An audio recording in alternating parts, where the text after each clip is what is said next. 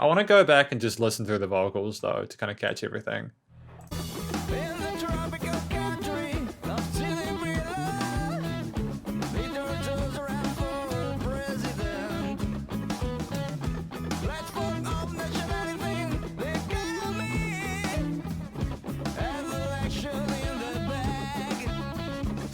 Election in the bag.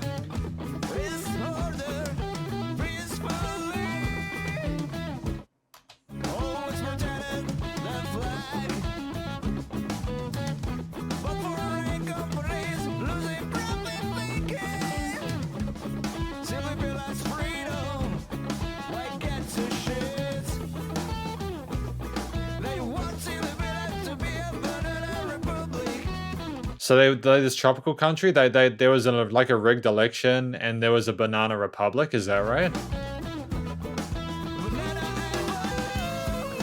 Banana havoc. And so this kind of like melody and the harmony, overall harmony, kind of resorts to kind of like polite, just frustration, like kind of the situation, like banana havoc. It sounds chaotic, but it just sounds so typical at the same time, you know, like as in like they kind of expected it to be like that.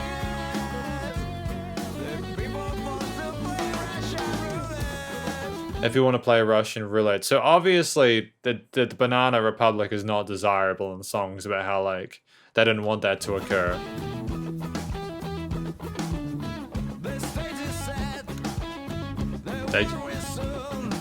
Stage is set, the war is on, so this is after the Banana Republic's been set up.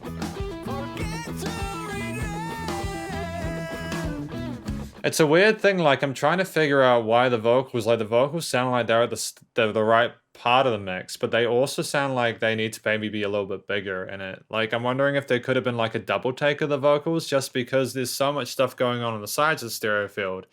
Having that kind of double take might have really, like, boosted the power and sort of, like, oomph of it in the mix.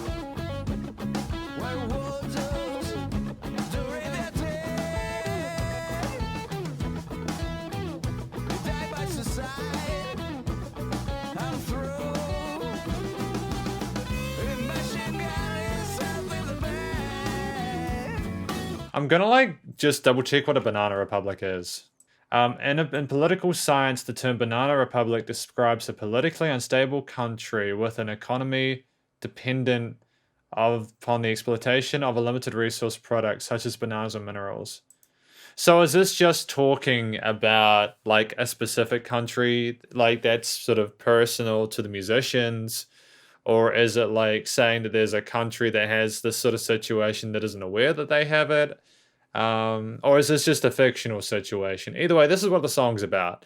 And I can admit, it doesn't particularly sound like a fun time having a banana republic. It sounds pretty horrendous, pretty chaotic and pretty unpredictable and pretty not fun, if I'm going to tell the truth, and completely undercut the severity of it. I think that for the most part, the song has been sort of written quite well. You have verses and you have choruses that flow nicely into each other. The instrumental theme is introduced at the start, so you get a idea of the main concept of the track. The instruments kind of come in one after another, which is a fun idea. I like how the guitars and bass sit with each other.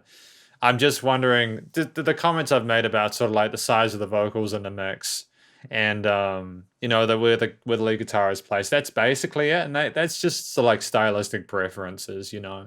The mix itself has enough sort of interesting elements in it to kind of ascribe to the concept of sort of like to represent like the chaos, and the way that the vocals are sung kind of sounds like Every Third Thought and people involved. They're like singing out about the ridiculousness of the situation. You know, the first verse is describing it, and then Banana Havoc is just released in that chorus.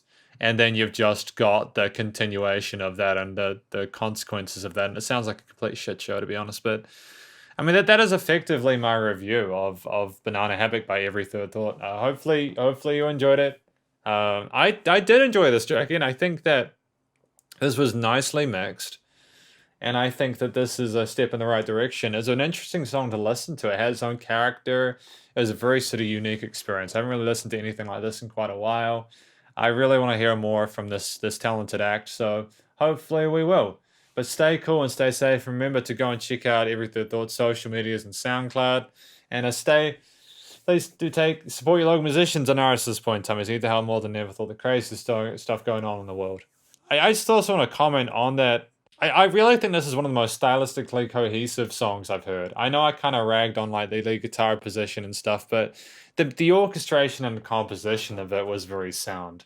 2 minutes for a track like this is the perfect length for a song like this. It needs to be that long, and it's just the story is told. And what I've always loved about Every Third Thought is that they write what they want to write, and they just go in and then they bounce. They give you the message, and they're like, "Yep, they heard it." They let you just sit and think about it whilst they go do something else. And I really dig that. Sometimes people take up to 8.5 minutes to get their point across, repeating the same message over and over, which is literally, it's an experience that I had recently. And I was just wondering, it makes you wonder whether they could get that stuff communicated in like half. But you don't have that issue with Every Third Thought. But yeah, see you later. Spider hands out. Excellent work on this one. Everything kind of sat together well, and I enjoyed it. Thank you. Keep it up.